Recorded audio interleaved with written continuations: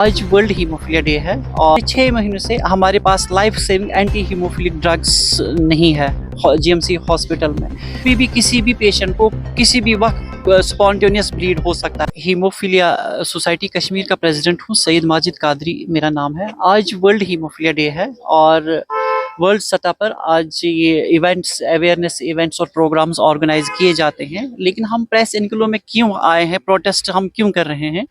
पिछले 6 महीनों से हमारे पास life saving anti haemophilic drugs नहीं है जीएमसी हॉस्पिटल में, और ये अक्टूबर से हमारे पास नहीं है। हमारे पेशेंट जो है वो इस वक्त मौत के साए ज़िंदगी बसर कर रहे हैं। कभी भी किसी भी पेशेंट को किसी भी वक्त स्पॉन्टेनियस ब्लीड हो सकता है, क्योंकि इसका कोई रीज़न नहीं होता है। स्पॉन्टेनियस ब्लीड हो जाता है।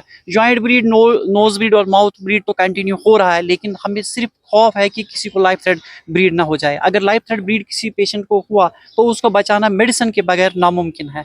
हमने कोहार लगाई, हमने हुकूमती इदारों तक गए, हमने सेक्रेटरीट के चक्कर लगाए हैं, लेकिन Jammu Kashmir medical supplies corporation जहाँ ये सारा डिले प्रोक्योरमेंट में या सप्लाई करने में हो रहा है और वही इसके रेस्पॉन्सिबल है, उन्होंने कोई भी बीच का रास्ता नहीं निकाला। उन्होंने बार बार बोला हम बीच का रास्ता इसके लिए निकालेंगे। जब भी रिक्वेजिशन जाती है मेडिसिन के लिए उनके पास, तो वो 4-4, 5-5 महीने के बाद वो ऑर्डर देते हैं। फिर 3-3, 4-4 महीने भी वो उस सप्लाई को वेयर हाउस में रख कर फिर सप्लाई कर देते हैं, जबकि ये मेडिसिन 24/7 हॉस्पिटल में दस्तयाब होना चाहिए था, क्योंकि ब्लीड का कोई पता नहीं कब किस पेशेंट को हो जाए। हमारे बहुत सारे बच्चे प्रोफाइलैक्सिस पर थे, यानी हफ्ते में उनको 2 या 3 बार ये एंटी हीमोफिलिक ड्रग्स देने पड़ते थे, ताकि उनके ब्लीडिंग चांसेस जो है, स्पॉन्टेनियस ब्लीडिंग चांसेस, वो रिड्यूस हो जाए। वो बंद करना पड़ा। वो इस वक्त अल्लाह के रहम करम पर जिंदगी गुजार रहे हैं।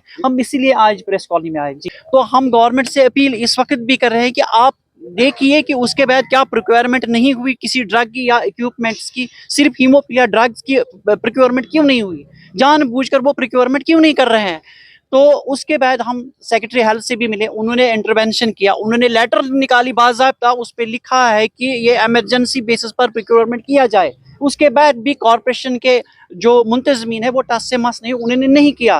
फिर उसके बाद एनुअल डिमांड के लिए रिक्वेजिशन गई जीएमसी श्रीनगर की जानिब से। आज 2 महीने के बाद भी अभी भी ये लाइफ सेविंग मेडिसिन नहीं आए हैं, और इस वक्त पेशेंट्स की हालत इंतहाई ख़राब है। हमें ग्लैंसमैन थ्रोम्बोसिथेनिया पेशेंट एक इस वक्त एडमिट है, वेंटिलेटर पर। कल शाम वो था, उसको फैक्टर 7 रिकमेंडेड है डॉक्टर्स की जानिब से, लेकिन फैक्टर 7 हमारे पास अवेलेबल नहीं है। और ये ऐसी हालत बहुत सारी पेशेंट्स की हो सकती है। 440 पेशेंट रजिस्टर्ड है इस वक्त कश्मीर वैली में हीमोफीलिया की, हीमोफीलिया A, B और C।